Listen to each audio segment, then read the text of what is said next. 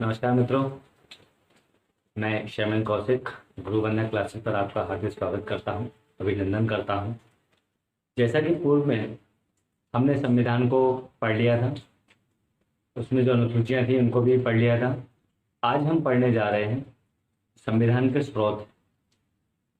संविधान के स्रोत से तात्पर्य क्या हुआ है? संविधान के स्रोत से तात्पर्य है कौन सी चीज किस देश से ली गई।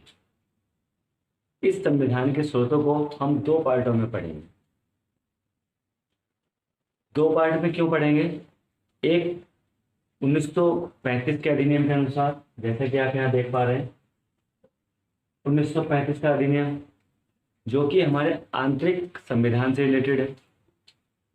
दूसरा है बाहरी देश, यानी कि जो दूसरे देश हैं उनका संविधान, किस देश से क्या क्या लिया गया है। तो आज हम फटाफट क्या करेंगे, इसको पढ़ने वाले हैं।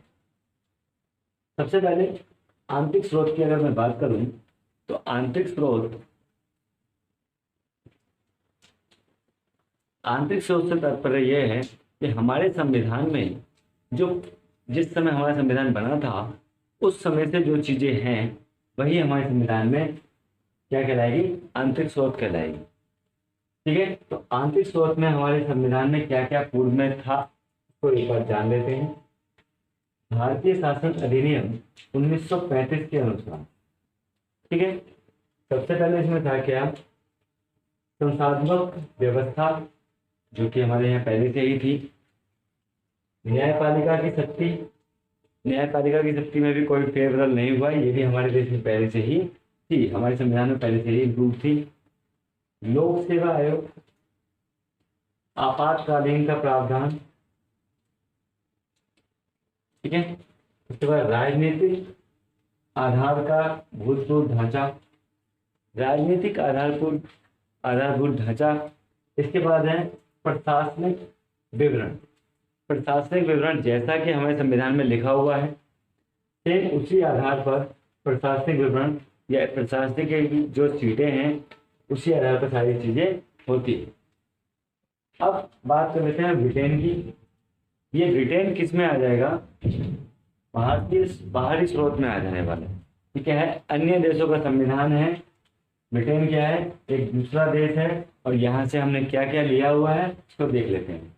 यहाँ से संसदीय शासन लिया हुआ है, विधि का शासन लिया, एक नागरिकता को लिया, महान्यायवादी विधायी प्रक्रिया को लिया है। ये कहाँ से लिए गए हैं? ब्रिटेन से लिए गए हैं। ब्रिटेन से क्या क्या लिया है?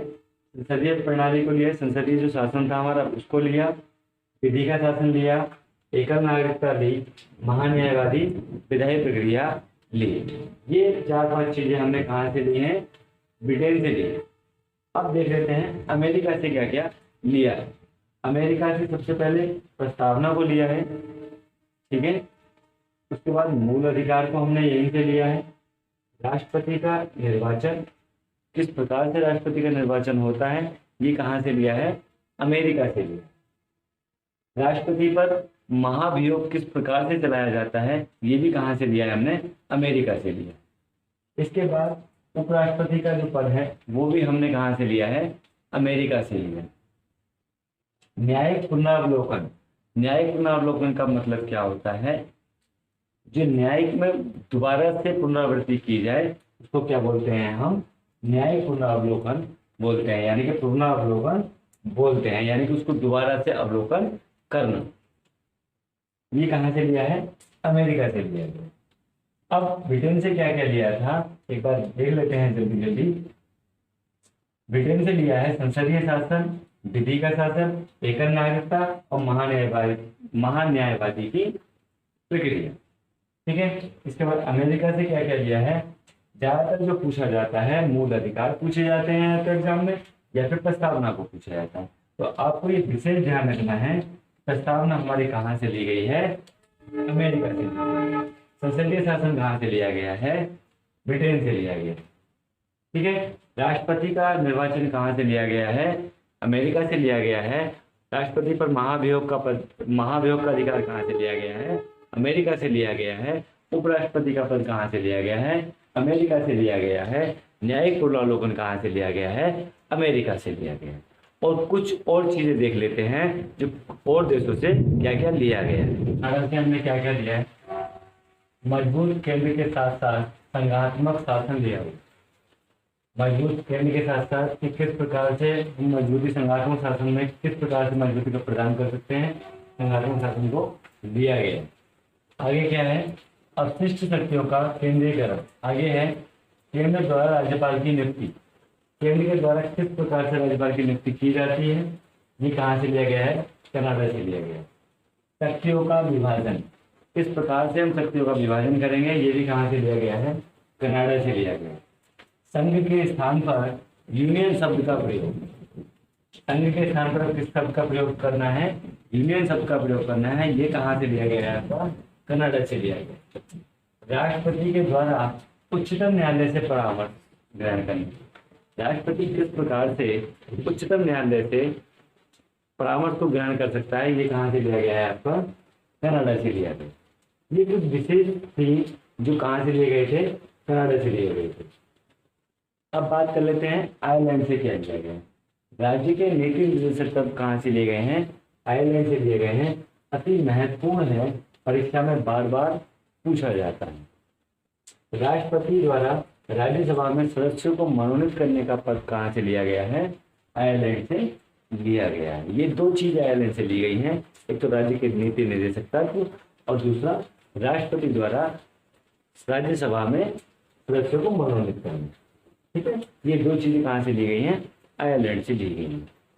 अब बात कर लेते हैं दक्षिण अफ्रीका की। तो दक्षिण अफ्रीका से क्या लिया गया है, संविधान में किस प्रकार से संशोधन किया जाता है, ये दक्षिण अफ्रीका से लिया गया है। अर्थात कह सकते हैं संविधान संशोधन कहाँ से लिया गया है, दक्षिण अफ्रीका से लिया गया। जर्मनी से क्या लिया गया है, आपातकालीन की परिस्थिति में किस प्रकार से हमें मैनेज करना है, वो कहाँ से लिया गया है, जर्मनी से लिया गया। अर्थात आपातकालीन में जिन अधिकारों का प्रयोग किया जाता है, उन अधिकारों को कहाँ से लिया गया है, जर्मनी से लिया गया। सोवियत संघ से क्या लिया गया है, सोवियत संघ से मूल कर्तव्य लिए गए। सोवियत संघ से क्या लिया है, मूल कर्तव्यों को लिया गया है। फ्रांस से क्या लिया गया है, गणराज्य लिया गया है, स्वतंत्रता ली गई है, समानता तथा बंधुत्व शब्द का प्रयोग। ठीक है, क्या क्या लिया गया है, गणराज्य, समानता, स्वतंत्रता और समानता में बंधुत्व शब्द का जो प्रयोग किया जाता है वो कहाँ से लिया गया है, फ्रांस से लिया गया। अब बात कर लेते हैं ऑस्ट्रेलिया की। ऑस्ट्रेलिया से क्या क्या लिया गया है, संवर्ती सूची ली गई है, प्रस्तावना ली गई है। प्रस्तावना की जो भाषा शैली होगी उसको लिया गया है, ना कि प्रस्तावना। प्रस्तावना कहाँ से ली गई थी, अमेरिका से ली गई थी। और इसकी जो भाषा शैली है वो कहाँ से ली गई है, ऑस्ट्रेलिया से ली गई। तो एक और रह गया इसमें संसद की संयुक्त बैठक। संसद की जो संयुक्त बैठक है वो भी कहाँ से ली गई है, ऑस्ट्रेलिया से ली गई। तो आज हमने जो संविधान सभा के प्रमुख स्रोत थे उनके बारे में जाना। अच्छा, ये प्रस्तावना को हम दूसरे नाम से भी जानते हैं, क्या नाम है, उद्देश्य। और ये किसने कौन लेके आया था, जवाहरलाल नेहरू द्वारा पहली बार लाया गया था। इसलिए इस प्रस्तावना को हम, दूसरा नाम है इसका उद्देश्य प्रस्ताव। उद्देश्य प्रस्ताव। और इसे कौन लेके आया था, जवाहरलाल नेहरू। जवाहरलाल नेहरू। तो इसका प्रस्तावना का जो जनक माना जाता है या उद्देश्य का जो जनक माना जाता है वो किसको माना जाता है, जवाहरलाल नेहरू को माना जाता है। ये सदैव आप याद रखें। आज की हमने इस वीडियो में क्या देख लिया, संविधान के जितने भी स्रोत थे वो सारे हमने देख लिए हैं। आई होप कि आप सभी लोगों को ये क्लास अच्छी लगी होगी। यदि क्लास अच्छी लगी हो तो लाइक और शेयर करना ना भूलें। यदि आप मेरे चैनल पर नए हैं तो मेरे चैनल को सब्सक्राइब कर लें और बेल नोटिफिकेशन जरूर दबा लें, जिससे मेरे चैनल पर आने वाली समस्त वीडियोस की नोटिफिकेशन आप तक जल्द से जल्द पहुंच सके। कल फिर मिलेंगे एक नई वीडियो के साथ। तब तक के लिए जय हिंद।